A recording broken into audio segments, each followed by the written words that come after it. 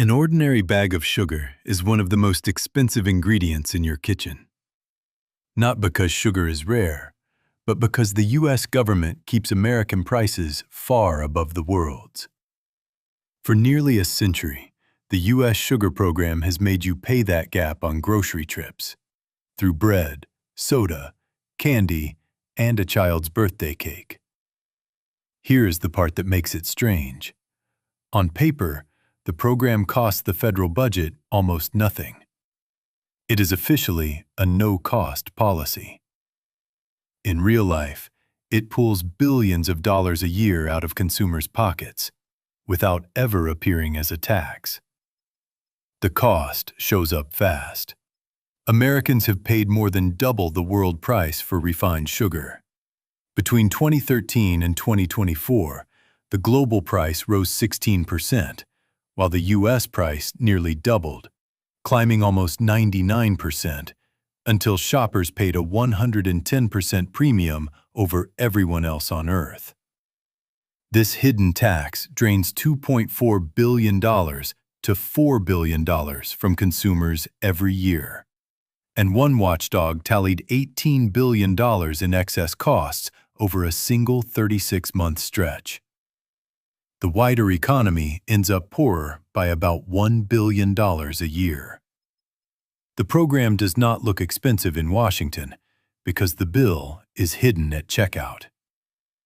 The system began long before modern grocery aisles. The first Congress taxed imported sugar in 1789, but that was to fund a new government, not to shield farmers. The modern machine was born from failure. The Smoot-Hawley Tariff of 1930 pushed the duty on Cuban raw sugar to 2 cents a pound. But Cuban mills cut wages and flooded the market at even lower prices.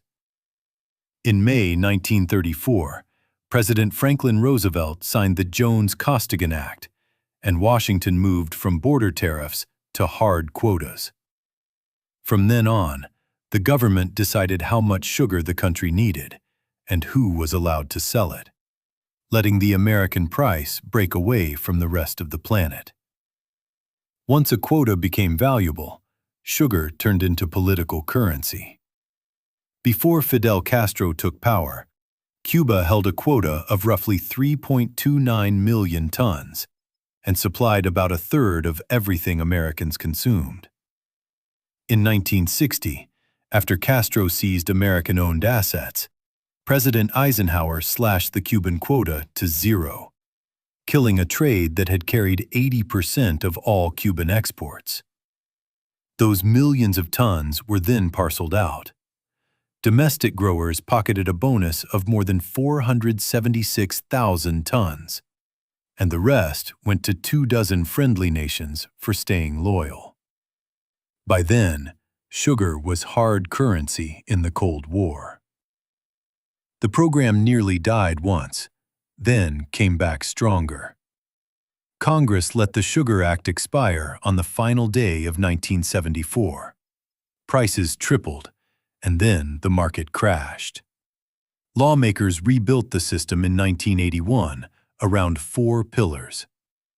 Non-recourse loans let processors borrow from the government, and, if prices fall too low, hand over sugar instead of repaying, while keeping the cash. Marketing allotments reserve no less than 85% of all sugar Americans eat for domestic producers. Tariff rate quotas let a fixed amount of foreign sugar in cheaply, then hit anything above that line with a 15.36 cent per pound tariff on raw sugar. The feedstock flexibility program stays quieter. The government buys surplus sugar and sells it to ethanol plants at a deliberate loss, just to keep food sugar from ever getting cheap. By 2025, the squeeze tightened again. The One Big Beautiful Bill Act lifted the loan rate on raw cane sugar from 19.75 to 24 cents a pound, and refined beet sugar from 25.38 to 32.77. the first real increase in 4 decades. For growers on the winning side, the payoff is enormous, with an estimated $1.4 billion to $2.7 billion in extra profit a year. Sugarcane farms earn 24% more per acre than the average American farm, and sugar beet farms earn more than 54% more. That is why the program survives. The money is concentrated, while the cost is scattered into small grocery purchases. The politics make that imbalance durable. Sugar is barely 2% of the value of American crops, yet it accounts for 35% of all crop industry campaign donations and 40% of crop lobbying. During the 2018 cycle, the sugar industry funneled more than $5.2 million to sitting House members, while Hershey, Mars, and Mondelez together managed $152,000. At the center sits the Van Hool family, Cuban exiles who own Florida Crystals and the Domino sugar brand. Alfonso Van Hool bankrolls Democrats and once co-chaired Bill Clinton's Florida campaign, while Pepe funds Republicans. In 1996, Clinton paused inside the Oval Office for a 22-minute call from Alfonso Van Hool. On the day, the vice president floated a penny-a-pound tax on Florida sugar to fund a $1.5 billion Everglades cleanup. The tax died. The subsidies lived on. Sugar also grows across some 22 states, meaning nearly half the Senate answers to voters with a direct stake in keeping it intact. The damage does not stop at the receipt. When a core ingredient costs twice the global price, factories leave. In 2002, Kraft shut its Lifesavers plant in Holland, Michigan, and moved the work to Canada, saving $90 million over 15 years.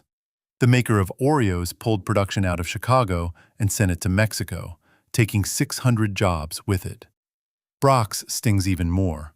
Founded in Chicago in 1904 on a single $1,000 life savings, it became the largest candy factory on Earth, with 4,700 workers under one roof covering 2.2 million square feet.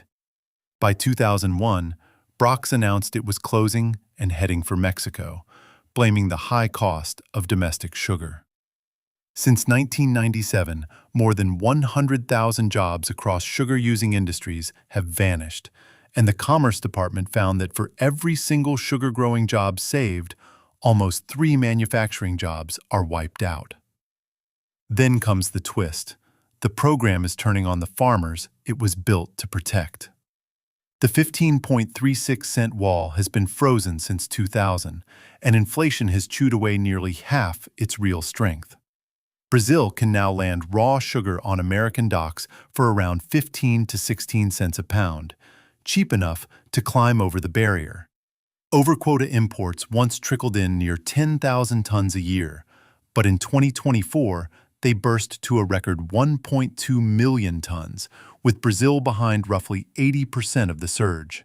That flood pushed American stockpiles to nearly 20% of annual use, far beyond the 13.5% the system is built to hold. The blow erased as much as $1.5 billion in producer revenue.